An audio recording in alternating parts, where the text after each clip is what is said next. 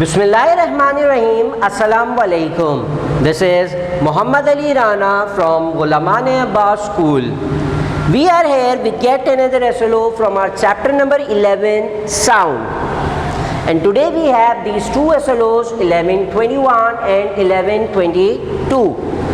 इन दो SLOs के अंदर हमें कुछ बेसिक टर्म्स जो है वो सीखनी है कि what is pitch, what is loudness and what is the quality of the sound. साथ साथ हम पिच का और लाउडनेस का एक एक फैक्टर देखेंगे कि पिच क्या होती है, किस चीज़ पे डिपेंड करती है, साथ साथ लाउडनेस क्या होती है और लाउडनेस किन फैक्टर्स पर डिपेंड करती है। तो अगर हम डेली लाइफ में साउंड्स को देखें, साउंड्स मतलब ऑब्जर्व करें, तो डिफरेंट टाइप्स की साउंड जो है वो हमें सुनाई दे रही होती हैं। हम बग़ैर उस ऑब्जेक्ट को देखे सिर्फ साउंड को सुन के उस साउंड को आइडेंटिफाई कर सकते हैं कि ये साउंड कहाँ से आ रही है, ये साउंड किस चीज़ से प्रोड्यूस हो रही है। फॉर एग्ज़ाम्पल हम बग़ैर देखे बता सकते हैं कि पीछे से अगर मुझे कोई पर्सन बुला रहा है जिसको मैं जानता हूँ तो वो कौन है, बिकॉज उसकी आवाज़ में जानता हूँ। इसी तरह से किसी ऑब्जेक्ट को ड्रॉप किया जाए और उससे साउंड प्रोड्यूस होती है तो हम बग़ैर उस ऑब्जेक्ट को देखे हुए पहचान सकते हैं कि ये कॉइन के गिरने की आवाज़ थी, ये स्टोन के गिरने की आवाज़ थी, ये स्पून की आवाज़ है, ये स्टिक की आवाज़ है। इन साउंड्स को हम इजीली आइडेंटिफाई कर सकते हैं by some characteristics of sound. तो ये कहलाते हैं कैरेक्टरिस्टिक्स ऑफ साउंड, जिसको हम बारी बारी जो है वो डिस्कस करते हैं। तो सबसे पहले वी हैव लाउडनेस। लाउडनेस जो है वो साउंड का एक ऐसा कैरेक्टरिस्टिक है जो कि आइडेंटिफाई करता है या डिफ्रेंशिएट करता है between a loud sound and अ फेंट साउंड। तो ये वो कैरेक्टरिस्टिक है जो कि लाउड एंड फेंट इन साउंड्स के दरमियान जो है वो डिफ्रेंशिएट करे, ऐसे साउंड को जो है वो, ऐसे कैरेक्टरिस्टिक ऑफ साउंड को हम लाउडनेस कहते हैं। लाउड साउंड से मुराद फॉर एग्जांपल हम बैल्कनी में खड़े हैं और नीचे फ्लोर से या नीचे ग्राउंड से हमें कोई बुला रहा है तो वो जो आवाज़ प्रोड्यूस करेगा it is a loud sound.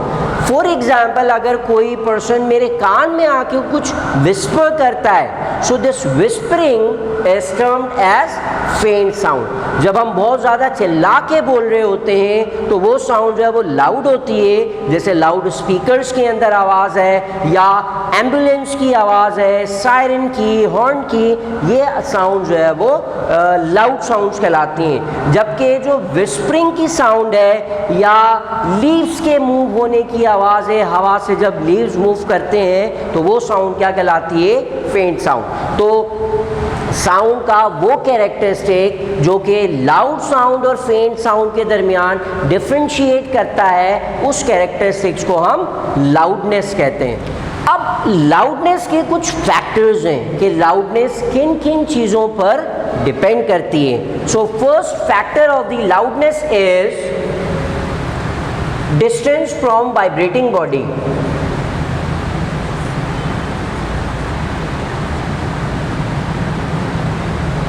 तो फर्स्ट फैक्टर जो लाउडनेस का है it is known as distance from the vibrating body और डिस्टेंस फ्रॉम द सोर्स।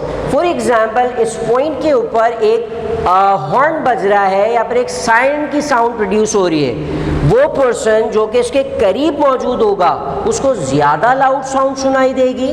जो उस सायरन से जितना दूर जाएगा उसको जो साउंड की लाउडनेस है वो कम होती जाएगी। तो जैसे मैं जब क्लास में खड़े होके बोल रहा हूँ तो वो बच्चा जो सबसे करीब बैठा हुआ होगा उसको लाउड साउंड सुनाई देगी, जबकि जितना दूर होता जाएगा बच्चा उसको जो लाउडनेस है मेरे साउंड की वो कम होती जाएगी। इट्स मीन कि जो लाउडनेस है वो इनवर्सली प्रोपोर्शनल होती है डिस्टेंस फ्रॉम द सोर्स से।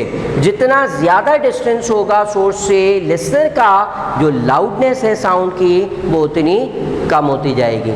सो सेकंड फैक्टर की तरफ चलते हैं। सेकंड फैक्टर जो लाउडनेस का है कि लाउडनेस डिपेंड करती है area of vibrating body.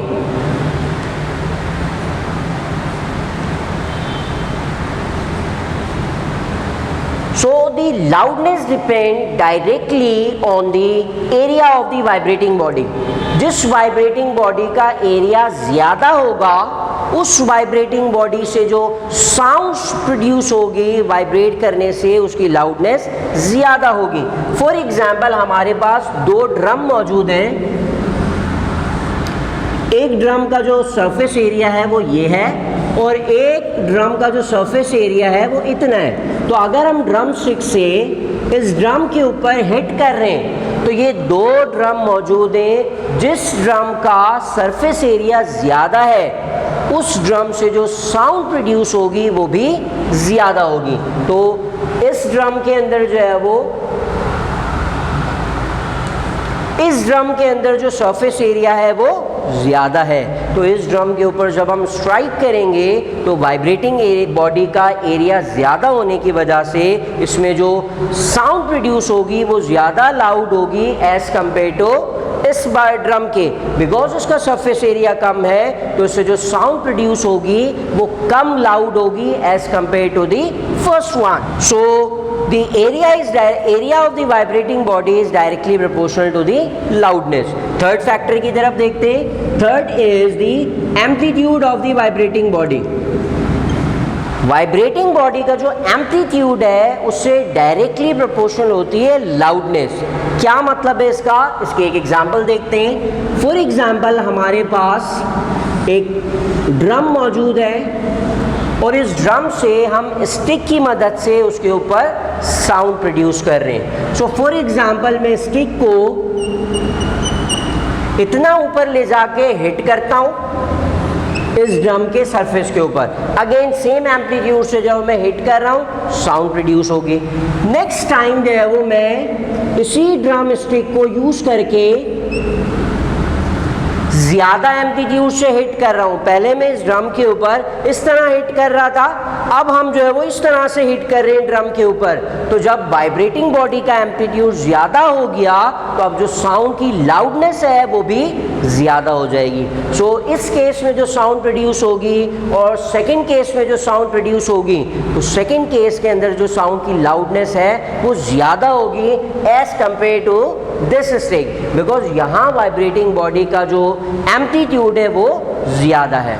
सो हमने फैक्टर देखा कि लाउडनेस जो है वो एम्पलीट्यूड के साथ डायरेक्टली प्रोपोर्शनल है. अगर इसी लाउडनेस को हम ग्राफिकली वेव के थ्रू जो है वो समझें तो लेट सपोज ये हमारे पास एक वेव फॉर्म बनी है. सो इस वेव फॉर्म के अंदर जो ये हाइट होती है क्रस्ट और ट्रफ की इसे हम एम्पलीट्यूड कहते हैं, जो हमने प्रीवियस चैप्टर के अंदर भी पढ़ा था. अगर मैं एक और वेव फॉर्म बनाऊं तो इस वाली वेव के अंदर जो एम्पलीट्यूड है वो ज़्यादा है as compare to the previous one. So ये तमाम जो वाइट लाइन से मैंने रिप्रेजेंट किया है distance from mean position to this extreme position या इन क्रस्ट और इन ट्रफ की जो हाइट है इसे हम एम्पलीट्यूड कहते हैं. तो ग्राफिकली जो है वो वेव फॉर्म के अंदर हम इस तरह से जो है वो एम्पलीट्यूड को या लाउडनेस को आइडेंटिफाई करते हैं. फॉर एग्जांपल ये साउंड 1 है, ये साउंड 2 है. तो साउंड 1 की जो लाउडनेस है वो कम है as compare to the sound 2. Sound 2 जो है वो ज़्यादा लाउड साउंड है as compare to sound 1. Next term की तरफ आ जाते हैं जो कि है हमारे पास pitch.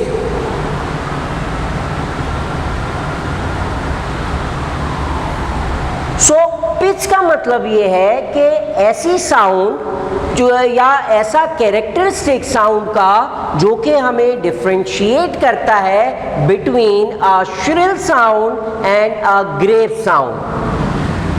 This characteristics of sound pitch differentiate between shrill and grave sound.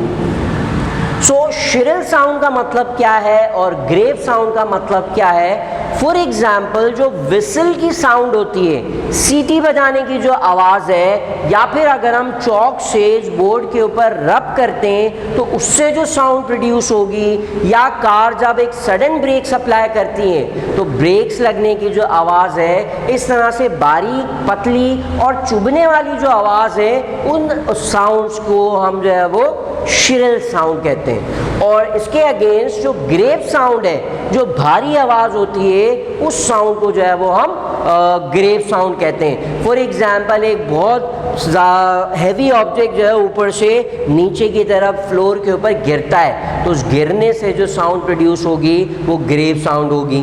अगर विसल कर रहा है कोई, तो विसल करने की जो साउंड है वो श्रिल साउंड होगी। अगर कोई एक इन्फेंट है, एक बच्चा है, वो चिल्ला रहा है, तो उसकी जो साउंड है वो श्रिल साउंड होगी।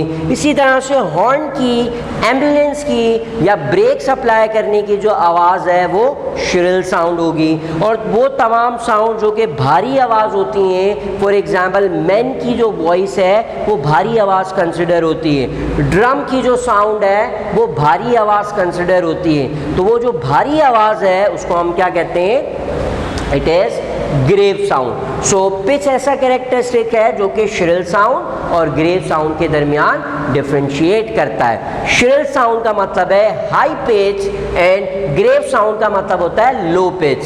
सो अगर हम हाई पिच की बात करें तो हाई पिच का मतलब होता है श्रिल साउंड और लो पिच का मतलब होता है ग्रेव साउंड। तो इसका मतलब है कि जो कॉइन के गिरने की आवाज़ है इट इज़ हाई पिच। अगर ड्रम के बीट होने की जो आवाज़ है it is a low pitch because it is a grave sound. Pitch का अगर हम एक फैक्टर देखें तो पिच जो है वो डायरेक्टली डिपेंड करती है,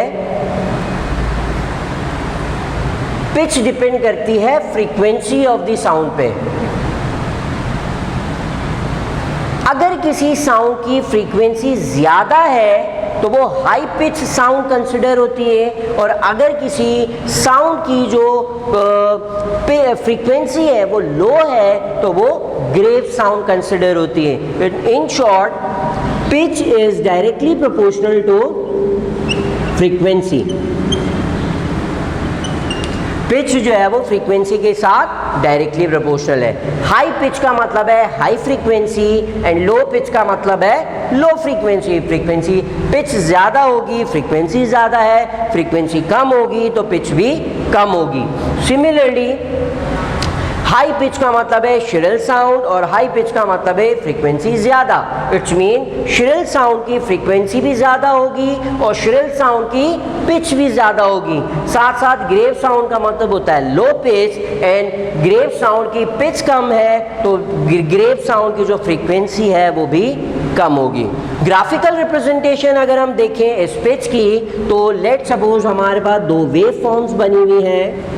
फॉर एग्जाम्पल ये वेव्स बनी हुई है sound 1, sound 2 and sound 3। Previous chapter के अंदर हमने फ्रीक्वेंसी आइडेंटिफाई करना सीखा था कि जितनी ज़्यादा नंबर ऑफ वेव्स होंगी उसकी फ्रीक्वेंसी ज़्यादा होती है। तो अगर हम फर्स्ट वेव के अंदर देखें तो यहाँ नंबर ऑफ वेव्स कम है, और लास्ट वाली साउंड को देखें तो यहाँ नंबर ऑफ वेव्स ज़्यादा है। इसका मतलब है कम नंबर ऑफ वेव्स में फ्रीक्वेंसी कम है और यहाँ ज़्यादा नंबर ऑफ वेव्स हैं इसलिए यहाँ पर फ्रीक्वेंसी ज़्यादा है। तो इसको हम कहेंगे इट इज़ लो फ्रीक्वेंसी या लो पिच। साथ साथ जो है हम इसको कह सकते हैं it is a grave sound. Simultaneously यहाँ नंबर ऑफ वेव्स ज़्यादा बन रही हैं, it's mean it is high frequency, और हाई फ्रीक्वेंसी का मतलब होता है हाई पिच, और हाई पिच को हम श्रिल साउंड कहते हैं। तो ये था सेकंड कैरेक्टरिस्टिक साउंड का जिसे हम पिच कहते हैं, और पिच का मतलब होता है ऐसा कैरेक्टरिस्टिक जो कि साउंड की श्रिलनेस और ग्रेवनेस के दरमियान डिफरेंशिएट करे। और हमने देखा कि पिच जो है वो फ्रीक्वेंसी के साथ डायरेक्टली प्रोपोर्शनल होती है। High pitch is high frequency and shrill sound and low pitch is low frequency and grave sound. Last characteristics की तरफ आ जाएं तो it is quality. So we have last characteristic जो हमारे पास साउंड का है वो कहलाता है क्वालिटी। फॉर एग्जाम्पल एक इंस्ट्रूमेंट है, प्लेइंग इंस्ट्रूमेंट, म्यूजिकल इंस्ट्रूमेंट है, दो डिफरेंट इंस्ट्रूमेंट से हम सेम फ्रीक्वेंसी और सेम पिच या सेम लाउडनेस की साउंड प्रोड्यूस कर सकते हैं। फॉर एग्जाम्पल एक फ्लूट है और एक वायलिन है। फ्लूट और वायलिन दोनों से हम एक साउंड प्रोड्यूस करते हैं, दोनों की लाउडनेस भी सेम है, दोनों की पिच भी सेम है, तब भी हम आसानी से आइडेंटिफाई कर सकते हैं कि this first sound is produced by a violin and a second sound is produced by a flute.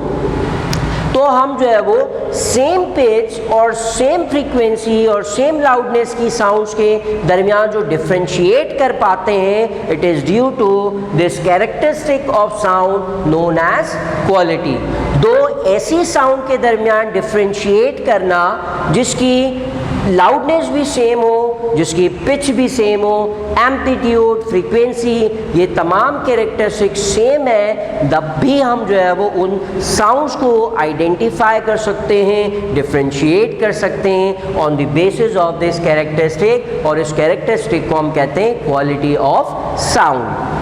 तो ये था हमारा वीडियो लेक्चर जिसमें हमने इन दो एसएलओस को सीखा कि साउंड के कैरेक्टरिस्टिक्स क्या होते हैं। हमने 3 कैरेक्टरिस्टिक्स सीखे, उसके फर्दर फैक्टर्स देखे कि वो कैरेक्टरिस्टिक्स का मतलब क्या है और वो किन किन चीज़ों पर डिपेंड करते हैं। फिर finally second part of the SLO में हमने देखा कि अगर हम साउंड की लाउडनेस को इंक्रीज कर दें, साउंड की एम्पलीट्यूड को इंक्रीज कर दें, तो लाउडनेस डायरेक्टली प्रोपोर्शनल है, तो लाउडनेस भी बढ़ जाएगी।